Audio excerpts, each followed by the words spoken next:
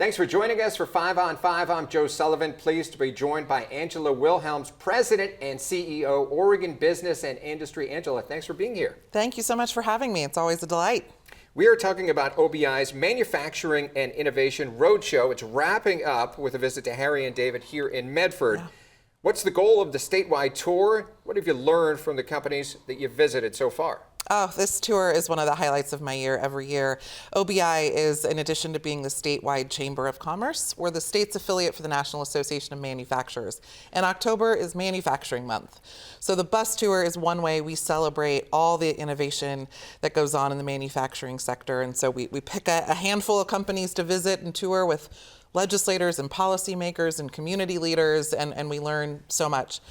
What we're hearing from businesses is there are some real challenges they're facing right now with the tax environment, the regulatory environment, the culture of doing business in Oregon.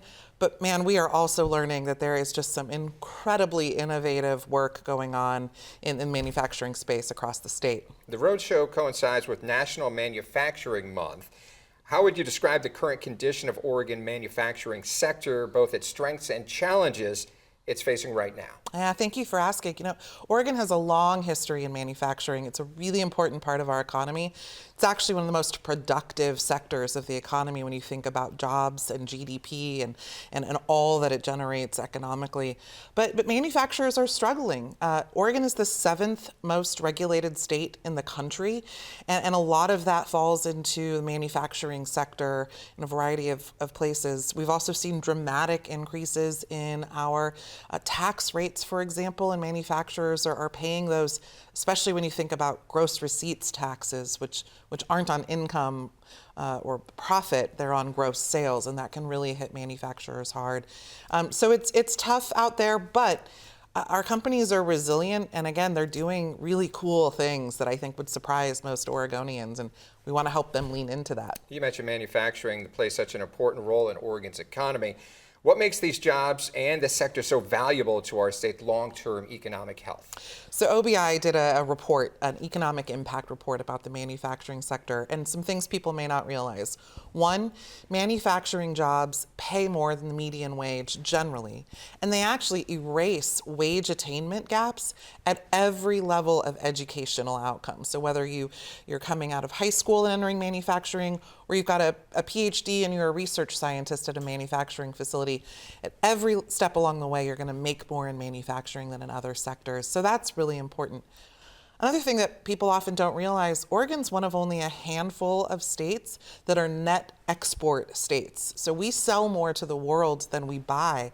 And that's because we make cool stuff. We make and grow things, and we're able to share that with the rest of the world. And that's really vital to our economy here in Oregon. All right, still a lot to talk about here. We're going to take a quick break and be right back with part 2 of our 5 on 5. Stay with us. Welcome back to part 2 of our 5 on 5 with Angela Wilhelms, President and CEO, Oregon Business and Industry.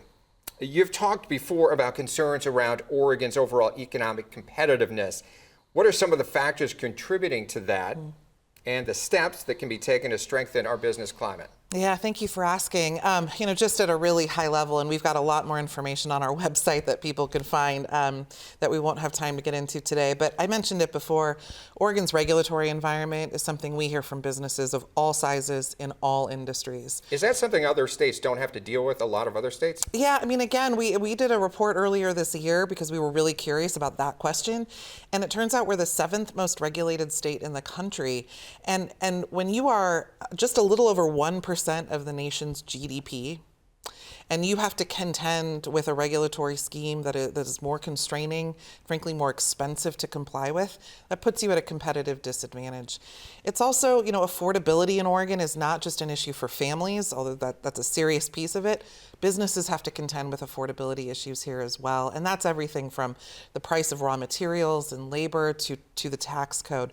And then the last thing I'll say is we don't actually have a state-wide economic development strategy. And we need one. We need one very badly. We're losing jobs, we're losing manufacturing jobs, and we need those back. And so we need to both do no more harm, not pile on, And we need to be more proactive in how we think about retaining businesses and recruiting businesses, because we're sort of losing our competitive edge on both sides of that ledger, which is a problem. Well, let's talk about Oregon, the Coolest Things Made in Oregon contest. Tell us a little bit more about that. Yeah, this is another way we celebrate manufacturing, culminating in Manufacturing Month.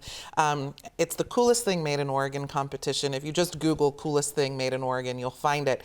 We just announced the finalists. So we've taken a field of 16 products nominated from across the state, and through public voting each week, the field's been narrowed to 2. So we've got Bullseye Glass, which is this really cool artisan glass product, and then we've got a Western Star X Series freight truck made by Daimler Truck North America, going head to head in the final. And it's a great competition, and we look forward already to next year's. When do people vote on this, and how long do they have to vote? Voting is open now. We have until about October 15th or 16th. Forgive me, I don't know the exact cutoff date, but they've got about a week or 10 days to vote. And again, they can go online and Google Coolest Thing Made in Oregon to cast their vote. And then next spring, we'll start over, and we hope folks here in the Rogue Valley and in Klamath County and in all of your service areas think about what product they want to nominate for next year's competition. Okay, we've got 30 seconds left. Is there anything else you'd like our viewers to know about? Well, I want to thank the businesses that are doing so much here for the economic activity. They're generating the jobs they're providing. We say it all the time, a healthy private sector is the key to healthy and prosperous communities. And so really, part of my job is just thanking businesses for what they do. And I'm really grateful for that opportunity and appreciate the opportunity to speak with you today. I always enjoy it. Thanks for stopping by. Yeah, thanks, Joe. All right, stay with us. We'll be right back with more local news.